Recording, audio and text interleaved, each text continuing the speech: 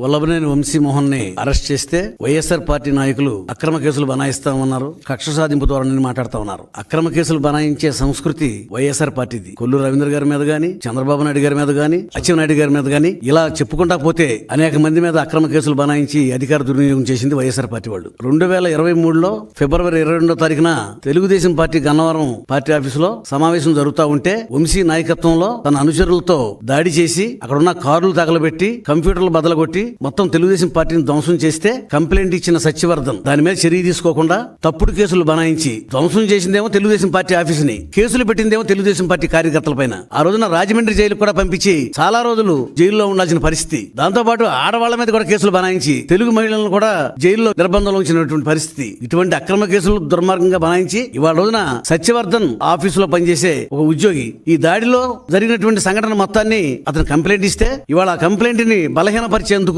అతను షెడ్యూల్ కులానికి చెందినటువంటి వ్యక్తి అతన్ని కిడ్నాప్ చేసి అతన్ని హింసించి వాళ్ళ కుటుంబ సభ్యులను బెదిరించి ఇవాళ రోజున సాక్ష్యం తారుమారు చేసేందుకు ప్రయత్నం చేస్తా ఉంటే ఇవాళ సత్యవర్ధన్ కుటుంబ సభ్యులు కంప్లైంట్ ఇచ్చారు. మేము దళితులు, మా మీద అక్రమంగా దాడులు చేస్తా ఉన్నారు, బెదిరిస్తా ఉన్నారు, మమ్మల్ని కాపాడని చెప్పి వాళ్ళు పోలీస్ స్టేషన్ కంప్లైంట్ ఇస్తే ఆ కంప్లైంట్ మీద ఎస్సీ ఎస్టీ అట్రాసిటీ మీద ఇవాళ వంశీమోహన్ అరెస్ట్ చేస్తే అక్రమ కేసు అంటా ఉన్నారు. మీరు బెదిరించింది యథార్థం కదా? ఇవాళ సత్యవర్ధన్ గానీ వాళ్ళ కుటుంబ సభ్యులు గానీ బెదిరించబట్టే తప్పుడు సాక్ష్యానికి అతను సిద్ధపడ్డాడు. ఇవాళ కేసులను తారుమారు చేయాలని చెప్పి ప్రయత్నం చేసేది మీరు. దళితులను బెదిరించి వాళ్ళని భయపెట్టి లొంగ తీసుకుని కేసులను తారుమారు చేయాలని ప్రయత్నం చేస్తున్నాం. ఇవాళ రోజున కుటుంబ సభ్యులు ఇచ్చిన కంప్లైంట్ మేరకు ఇవాళ ఒక ఫిర్యాదు ఐపీసీ సెక్షన్ ప్రకారం 506 అంటే సాక్షిని బెదిరించడం అది తీవ్రమైన నేరం. సాక్ష్యాన్ని ఎవరు కూడా బెదిరించకూడదు. వాడికి ఒక స్వేచ్ఛను ఇవ్వాలి. వాడి ఇష్టం వచ్చినట్టుగా కోర్టులోకి వచ్చి సాక్ష్యం చెప్పే అవకాశం ఇవ్వాలి. వాడిని పట్టుకుని బెదిరించి వాడిని ప్రలోభ పెట్టి హింసించి ఇవాళ రోజున కిడ్నాప్ చేసి మరి వాళ్ళ కుటుంబ సభ్యులను బెదిరిస్తే వాళ్ళ కుటుంబ సభ్యులు కంప్లైంట్ ఇచ్చారు. అసలు అక్రమ కేసులు అంటే నేను మించిన అక్రమార్కుడు ఎవరైనా ఉన్నాడా? గన్నవరం నియోజకవర్గంలో శాసనసభ్యుడిగా